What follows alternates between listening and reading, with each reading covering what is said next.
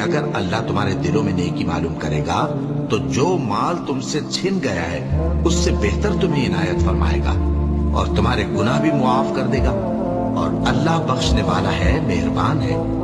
جن لوگوں نے کفر کیا ان سے پکار کر کہہ دیا جائے گا کہ جب تم دنیا میں ایمان کی طرف بلائے جاتے تھے اور مانتے نہیں تھے تو اللہ اس سے کہیں زیادہ بیزار ہوتا تھا جس قدر تم اپنے آپ سے بیزار ہو رہے ہو۔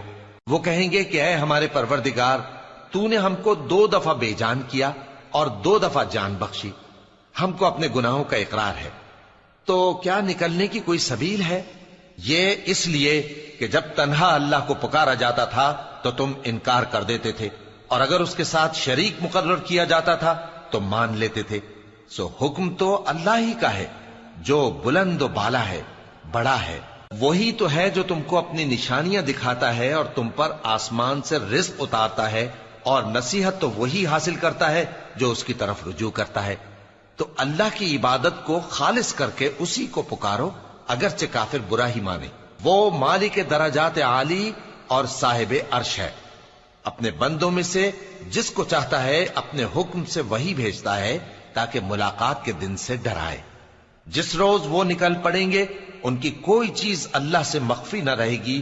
سوال ہوگا آج کس کی حکومت ہے؟ جواب ملے گا اللہ کی، جو اکیلا ہے، بڑا زبردست ہے۔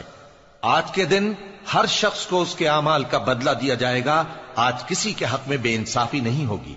بے شک اللہ، جو لوگ عرش کو اٹھائے ہوئے اور جو اس کے گردا گرد حلقہ باندھے ہوئے ہیں یعنی فرشتے، وہ اپنے پروردگار کی تعریف کے ساتھ تسبیح کرتے رہتے ہیں اور اس پر ایمان رکھتے ہیں، اور مومنوں کے لیے بخشش مانگتے رہتے ہیں کہ اے ہمارے پروردگار، تیری رحمت اور تیرا علم ہر چیز کو سموئے ہوئے ہے، تو جن لوگوں نے توبہ کی اور تیرے رستے پر چلے ان کو بخش دے اور دوزخ کے عذاب سے بچا لے۔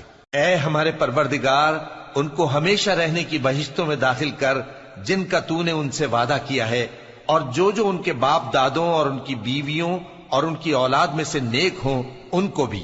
بے شک تو غالب ہے، حکمت والا ہے۔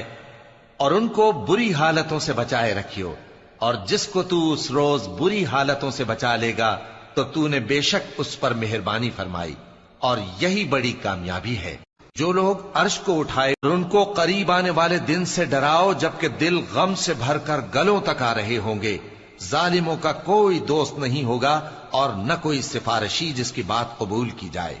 وہ آنکھوں کی خیانت کو جانتا ہے اور جو باتیں سینوں میں پوشیدہ ہیں ان کو بھی، اور اللہ سچائی کے ساتھ فیصلہ فرماتا ہے، اور جن کو یہ لوگ پکارتے ہیں وہ کچھ بھی فیصلہ نہیں کر سکتے۔ بے شک اللہ سننے والا ہے، دیکھنے والا ہے۔ کیا انہوں نے زمین میں سیر نہیں کی تاکہ دیکھ لیتے کہ جو لوگ ان سے پہلے تھے ان کا انجام کیسا ہوا؟ وہ ان سے زور اور زمین میں نشانات بنانے کے لحاظ سے کہیں بڑھ کر تھے، تو اللہ نے ان کو ان کے گناہوں کے سبب پکڑ لیا، اور ان کو اللہ کے عذاب سے کوئی بھی بچانے والا نہ تھا۔ یہ اس لیے کہ ان کے پاس پیغمبر کھلی دلیلیں لاتے تھے تو وہ کفر کرتے تھے، سو اللہ نے ان کو پکڑ لیا۔ بے شک وہ صاحب قوت ہے، سخت عذاب دینے والا۔